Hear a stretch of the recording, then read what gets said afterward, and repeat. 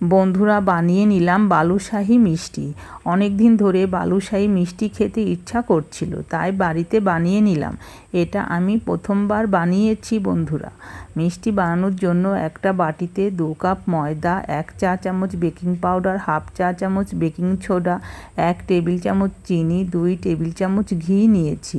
এই মিষ্টি বানানোর জন্য ঘি দিতেই হবে, না হলে মিষ্টি ভালো হবে না।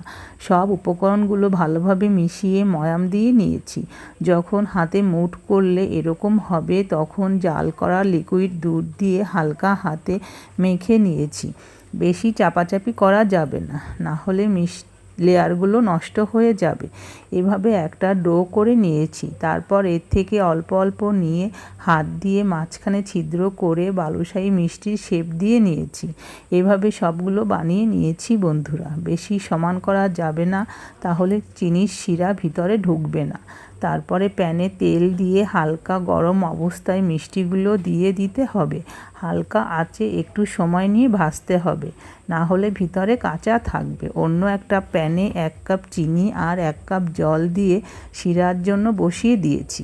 এদিকে মিষ্টিগুলো ভাজা হয়ে যাচ্ছে। চিনির শিরার মধ্যে 2টো এলাচ আর 1 খণ্ড লেবু চিপে দিয়েছি, যাতে শিরা জমে না যায়। এভাবে সব মিষ্টিগুলো ভেজে নিয়েছি বন্ধুরা। তারপর গরম অবস্থায় মিষ্টিগুলো শিরার মধ্যে দিয়ে এপিট ওপিট করে তুলে নিয়েছি। এবার গুঁড়া দুধের মধ্যে মিষ্টিগুলো কোট করে সাজিয়ে নিয়েছি। দেখো বন্ধুরা, মিষ্টিগুলো কতটা সুন্দর হয়েছে, দেখতে লোভনীয় হয়েছে এবং খেতেও অনেক ভালো হয়েছে। একটা তোমাদের ভেঙে দেখাচ্ছি, ভিতরটা কতটা নরম এবং রসে ভরা, মুখে দিলে মিলিয়ে যাবে। তোমাদের ভালো লাগলে বানিয়ে দেখতে পারো, আর ভালো লাগলে লাইক কমেন্ট শেয়ার করো বন্ধুরা। ধন্যবাদ।